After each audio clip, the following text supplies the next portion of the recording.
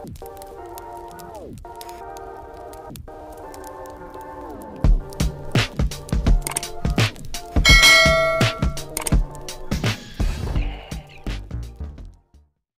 Sobat Baku Hantam, selamat datang kembali di channel 13.pm, di mana video kali ini akan membahas tentang Tokyo Revengers Chapter 270. Tokyo Revenger Chapter 270 ini bercerita tentang apa yang sebenarnya terjadi pada garis waktu yang pertama atau Timeline Zero, di mana di garis waktu ini banyak sekali perbedaan yang terjadi, jauh dari apa yang kita ketahui selama ini di chapter-chapter sebelumnya, mulai dari bagaimana kondisi Mike, Baji dan juga Sanzu sampai apa yang terjadi pada Shinichiro.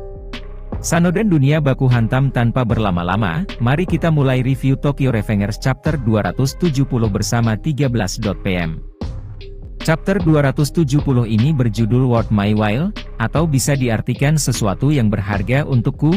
Pada awal chapter kita ditunjukkan di mana Shinichiro yang sedang mengemudi mobil, ditemani oleh Baji yang duduk di sebelahnya. Mereka sedang menuju rumah tahanan anak di mana Sanzu ditahan, lalu ada percakapan antara Shinichiro dan Baji. Shinichiro berkata kalau Sanzu akhirnya bebas setelah setahun ia ditahan, tapi Baji malah terlihat kesal dengan ucapan Shinichiro, dan dia berkata kenapa Shinichiro peduli dengan Sanzu.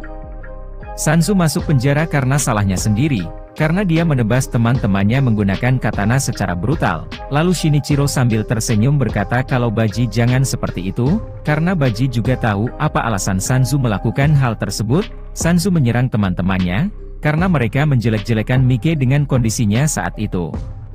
Shinichiro pun berkata lagi kepada Baji, setelah Baji tidak lagi sekolah, apa yang sekarang dia lakukan? Baji pun langsung menjawab kalau sekolah tidaklah menarik lagi, karena tidak ada Mike dan Sanzu yang menemaninya, dan dia juga baik-baik saja saat itu. Setelah beberapa saat akhirnya mereka sampai di rumah tahanan anak, tempat Sanzu ditahan, untuk menjemput dan membawa Sanzu kembali ke rumah. Lalu Sano pun langsung berkata kepada Sanzu, kalau Takaomi masih tidak ingin berkomunikasi dengan Sanzu. Oleh karena itulah Sano memutuskan untuk menjemput Sanzu. Lalu Sanzu pun bilang tidak perlu dipikirkan tentang Takaomi. Sanzu langsung bertanya bagaimana keadaan Mike. Mendengar pertanyaan Sanzu, sambil tersenyum Sano berkata apakah mau menjenguk Mike.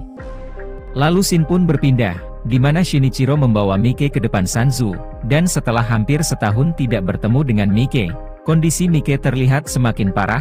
Lalu Sanzu pun langsung datang untuk menghampiri Mike, dan bertanya apakah dia mengingat Sanzu, karena tidak ada respon apa-apa dari Mike. Sanzu pun langsung memegang tangan Mike, dan Sanzu pun terkejut dengan kondisi Mike saat itu, lalu ia menangis melihat keadaan Mike yang semakin parah.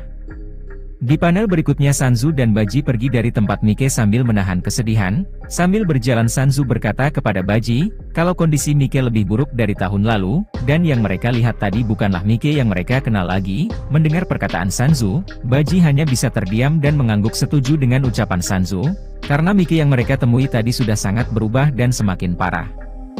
Lalu dengan penuh kesedihan Baji pun berkata kepada Sanzu, kalau Baji khawatir dengan kondisi Shinichiro, apalagi banyak hal buruk yang telah terjadi kepadanya dalam beberapa tahun ini, mulai dari kakek Shinichiro yang meninggal dunia, sampai dengan kaburnya Emma dari rumah.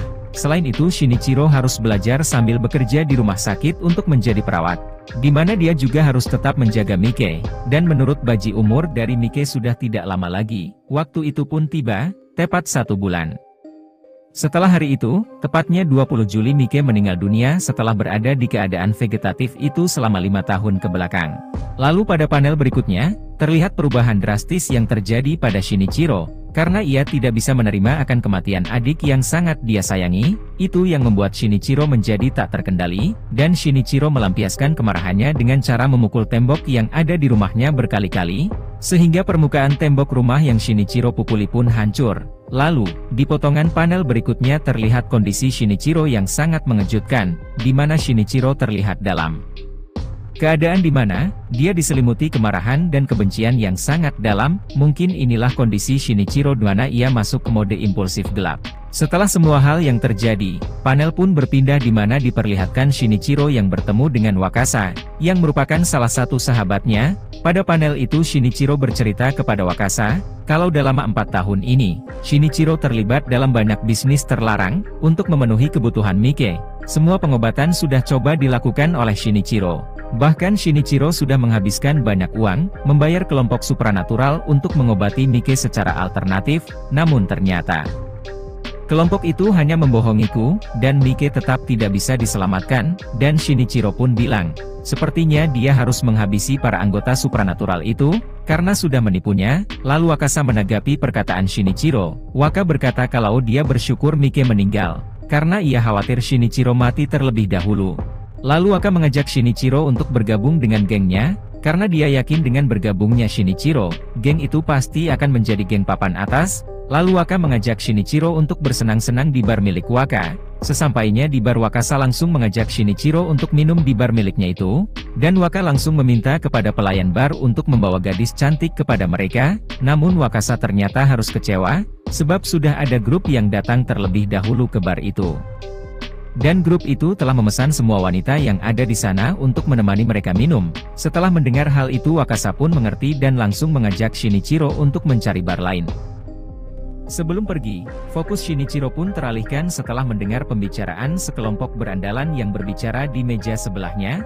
Intinya di momen itu mereka berkata kalau ada orang yang berwajah aneh yang tinggal di jalanan. Orang itu mengatakan kalau dia memiliki kemampuan supranatural untuk bisa melakukan lompatan waktu atau time travel, baik itu ke masa lalu ataupun ke masa depan. Tentu saja mereka tidak percaya dengan omongan orang itu, karena jika benar orang itu bisa melompati waktu, kenapa ia malah tinggal di jalanan? Hal yang menarik di sini adalah ketika salah satu dari mereka berkata, orang itu tidak bisa membuktikan semua ucapannya sampai saat ini, karena orang itu belum menemukan orang atau hal yang bisa menjadi pemicu untuk membantunya melompati waktu. Lalu Shinichiro bangun dari duduknya dan berkata kepada mereka semua, "Oi, cepat jelaskan secara lebih detail apa yang kau ceritakan kepada teman-temanmu tadi kepadaku." Namun karena saat itu mereka tidak ada yang mengenali siapa Shinichiro sebenarnya, mereka malah mengejek Shinichiro dan mengusirnya. Tentu saja dalam keadaan Shinichiro saat ini yang sedang frustrasi, apa yang mereka lakukan kepada Shinichiro itu membuatnya marah.